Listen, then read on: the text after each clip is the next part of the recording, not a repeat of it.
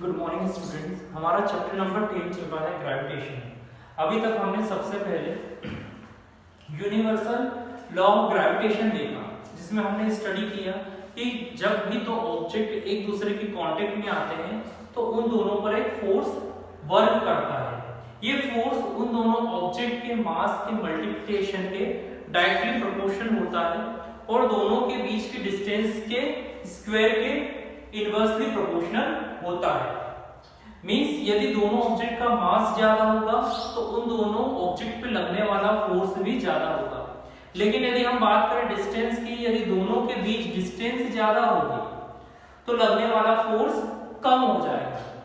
या हम ऐसा भी कह सकते हैं, यदि उन दोनों के बीच की डिस्टेंस कम होगी तो दोनों ऑब्जेक्ट के बीच लगने वाला फोर्स ज्यादा होगा। अब हमारा नेक्स्ट टॉपिक है मास। लास्ट चैप्टर में भी हमने देखा था कि जो मास होता है किसी भी ऑब्जेक्ट का, उस ऑब्जेक्ट के इनर्शिया से रिलेटेड होता है। तो मास को हम डिफाइन कर सकते हैं, the mass of an object is the measure of its inertia. हम देखें किसी भी ऑब्जेक्ट का जड़त्व जितना ज्यादा होगा, इनर्शिया जितना ज्यादा होगा, उतना ज्यादा उसका मास होगा। मींस उसका द्रव्यमान उतना ही ज्यादा होगा।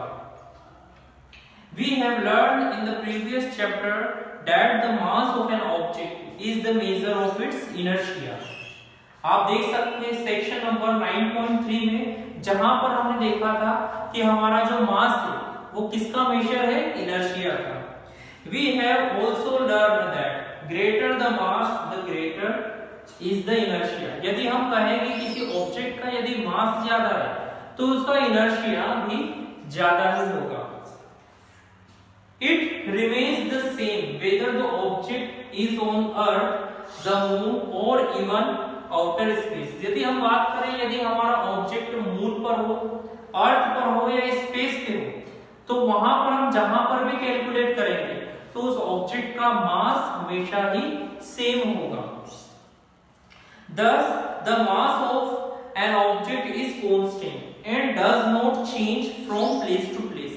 यदि हम बात करें मास की, कि वो हमेशा फिक्स होगा, किसी भी प्लेस या फोर्स ऑफ अट्रैक्शन को चेंज करने पर मास की वैल्यू में कोई भी चेंज नहीं होगा। हम देखते हैं कि हाँ, जो हमारे अर्थ है उसका ग्रेविटेशनल फोर्स अलग है। यदि हम सन की बात करें तो सन का भी ग्रेविटेशनल फोर्स अलग है। मून की बात करेंगे तो मून पे ग्रेविटेशनल फोर्स अलग होगा। मींस यदि हम डिफरेंट प्लैनेट की बात करें तो उनका ग्रेविटेशनल फोर्स अलग होता है। इवन हमने देखा कि जो हमारी अर्थ सरफेस है वहां पर जब हम पोल पे जाते हैं तो वहां पर ग्रेविटेशनल फोर्स की वैल्यू अलग होती है।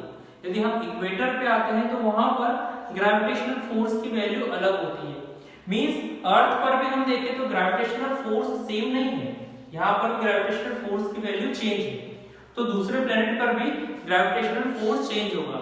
लेकिन यदि हम हमारे ऑब्जेक्ट को अर्थ पे रखें, चाहे मून पे रखें, चाहे किसी और प्लेनेट पे रखें, तो वहां पर उस ऑब्जेक्ट का मास सेम होगा, मास में कोई भी चेंज नहीं होगा, क्योंकि ये डायरेक्टली मेजर है इसका इनर्शिया का। इवन यदि हम हमारे ऑब्जेक्ट को आउटर स्पेस में रखें या यूनिवर्स में रखें तो वहां पर भी उस ऑब्जेक्ट का मास सेम होगा। मास मींस द्रव्यमान हमेशा सेम होता है, हम चाहे कोई भी प्लेस चेंज कर दें। लेकिन हम देखें वेट, अब वेट क्या होगा, मास तो हमारा द्रव्यमान है लेकिन वेट क्या होगा। We know that the earth attracts every object with a certain force and this force depends on the mass. हम देखते हैं कि जो अर्थ है चाहे दूसरे मूविंग ऑब्जेक्ट है, दूसरे प्लेनेट है, ये एवरी ऑब्जेक्ट पे फोर्स लगाते हैं, फोर्स ऑफ अट्रैक्शन लगाते हैं, ग्रेविटेशनल फोर्स लगाते हैं, जो किसके कारण होता है, इन ऑब्जेक्ट के मास के कारण होता है। And acceleration due to gravity, तो ये जो फोर्स होगा किस पे डिपेंड होगा, ऑब्जेक्ट का मास और एक्सेलरेशन ड्यू टू ग्रेविटी। हमने देखा था लास्ट क्लास में भी हमने एक डेरिवेशन किया था जहां पर हमारी वैल्यू आई थी F = ma। वहां पर हमने a को रिप्लेस किया था स्मॉल g से, क्योंकि a हम यूज करते हैं एक्सेलरेशन के लिए। तो यहाँ पर हमने जो स्मॉल g है वो किसके लिए यूज किया है? Acceleration due to gravity of earth. The weight of an object is the force. अब हम देखते हैं कि जो वेट है वो एक तरीके से फोर्स है। The weight of an object is the force with which it is attracted towards the अर्थ।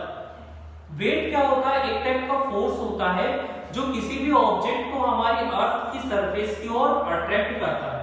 हम जानते हैं कि फोर्स F, फोर्स किसका प्रोडक्ट होता है? Mass into acceleration. ये हमने सेकंड लॉ ऑफ मोशन देखा था 9th चैप्टर में, जब हमने स्टडी किया था सेकंड लॉ ऑफ मोशन, तो वहां पर हमारी वैल्यू आई थी force is the product of mass into acceleration.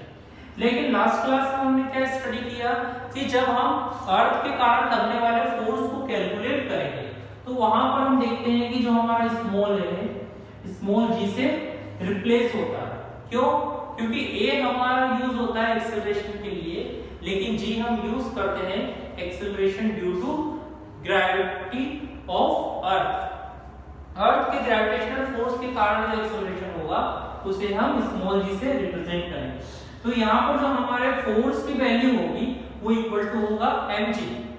लेकिन हमने यहाँ पर हमारे फोर्स को क्या कहा है? वेट कहा है, इसलिए हम F को रिप्लेस करेंगे W से। W स्टैंड्स फॉर वेट, तो यहाँ पर वेट की वैल्यू क्या होगी? W equal to mg। अब हमारा जो वेट है वो भी क्या है? अ टाइप ऑफ फोर्स, एक फोर्स का ही टाइप है। इसके लिए जो यूनिट हमारी फोर्स की होगी वही यूनिट वेट की होगी। इसके लिए हमारी ऐसा यूनिट हम देखें वेट की तो वो क्या होगी? न्यूटन होगी, क्योंकि फोर्स की यूनिट भी न्यूटन होती है। अब इस इक्वेशन से हमें क्या कंक्लूजन मिलता है? As the weight of an object is the force with which is attracted towards the earth। अब ये वेट क्या होगा? वेट एक टाइप का फोर्स होगा जो हमारे अर्थ के कारण अट्रैक्ट होगा। The SI unit of weight is the same as that of force। हमने देखा कि फोर्स की SI यूनिट न्यूटन होती है, इसकी वेट भी एक टाइप ऑफ फोर्स है, इसके लिए वेट की यूनिट भी क्या होगी? न्यूटन होगी।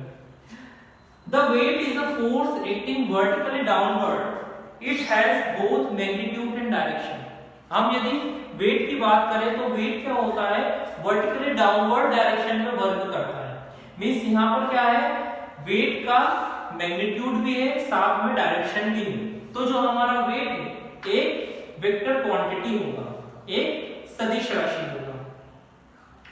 We have learned that the value of g is constant at a given place।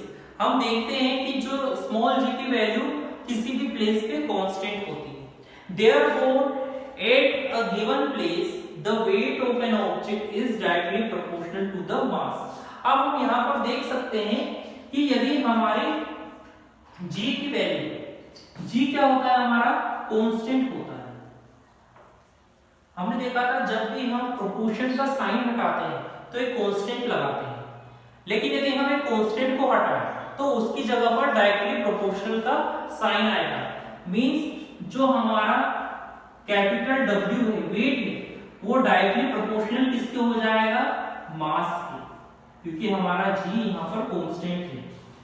Acceleration due to gravity, इसकी वैल्यू फिक्स होती है, इस कारण जो हमारा वेट है वो डायरेक्टली प्रोपोर्शनल है मास का। मींस यदि मास की वैल्यू ज्यादा होगी तो हमारा वेट भी ज्यादा होगा। The mass of an object remains the same everywhere, that is on the earth and on any planet, whereas its weight depends on the location because g depends on the location। यदि हम बात करें मास every object का हर जगह same रहेगा, लेकिन wait में change आएगा। वेट में चेंज क्यों आएगा? क्योंकि जो हमारे स्मॉल g है इसकी वैल्यू हर प्लैनेट में डिफरेंट होती है। नेक्स्ट क्लास में हम देखेंगे wait of an object on the moon. हम देखेंगे कि किसी ऑब्जेक्ट का मून पर वेट कैसा होता है और विद रिस्पेक्ट टू हम अर्थ देखें तो दोनों में क्या कंपैरिजन होगा।